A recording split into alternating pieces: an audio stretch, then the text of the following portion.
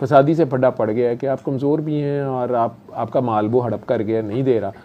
یتیم ہے آپ کا, کوئی تایا چاچا ہے اس نے قبضہ کر لیا, نہیں آپ عدالت میں بھی نہیں جا سکتے, یا مروائی نہ دے آپ کو, یا کوئی زبردست ہے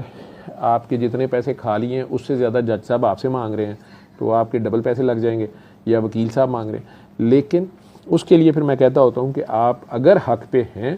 تو اگر بیت ہیں تو اپنے پیر و مرشد سے رابطہ کریں, انہیں پوچھیں کہ سرکار میں کیسے دعا کروں اللہ کے دربار میں, اور اگر اللہ کی خاطر معاف کر سکتے ہیں معاف کر دیں. مسلمان بھائی ہے, اگر وہ واقعی مجبور ہے, نہیں ہے اس کے پاس, لیکن اگر وہ صرف فراڈ کر رہا ہے اور آپ کے نہیں دے رہا, تو آپ حق پہ بھی ہیں, اور آپ کے پیر صاحب کو اگر اعتراض نہیں ہے تو میری طرف سے آپ کو اجازت ہے, آپ رات کو سوتے وقت 5 بار علی حق کہہ کے سو جائیں, اللہ کی ان 2 صفتوں کو پکار کے دل میں 5 بار علی حق کہیں اور سو جائیں. 1 ہفتہ آپ کو کیا جواب آتا ہے؟ Maximum 1 week. اور اگر آپ کو کوئی بھی جواب نہیں آتا تو اس کے بعد جو دل کی پہلی کال ہے اس پہ چلتے جائیں اور اللہ پہ ساتھ چھوڑ دیں, رزلٹس آپ کے سامنے آ جائے گا, جو حق ہے وہ ہو جائے گا. ٹھیک ہے, تو میں تو قوم کو معافی اس لیے کہتا ہوں کہ جب ہم خود اپنی غلطیوں میں پھنسے ہوئے ہیں تو ہم اللہ کی خاطر اللہ کی مخلوق کو معاف کریں. اللہ کو یہ ادا پسند آئے گی, یہ سب سے بڑا صدقہ ہے اللہ کی خاطر اللہ کی مخلوق کو معاف کرنا.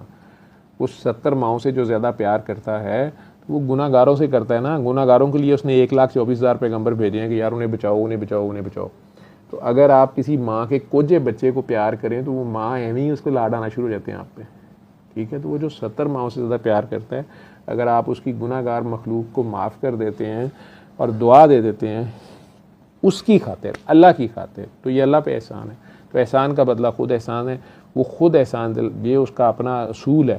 اس احسان کا بدلہ وہ خود احسان کی صورت میں اتارتا ہے, اور اس کا احسان جو ہوگا وہ آپ کو پتہ ہے کہ کس لیول کا ہوگا, وہ اس کی شان کے مطابق ہوگا. وہ ایک ادا ہے جو آپ کو میں کہتا ہوں کہ اس ادا سے پیش ہو جائیں اس کے آگے.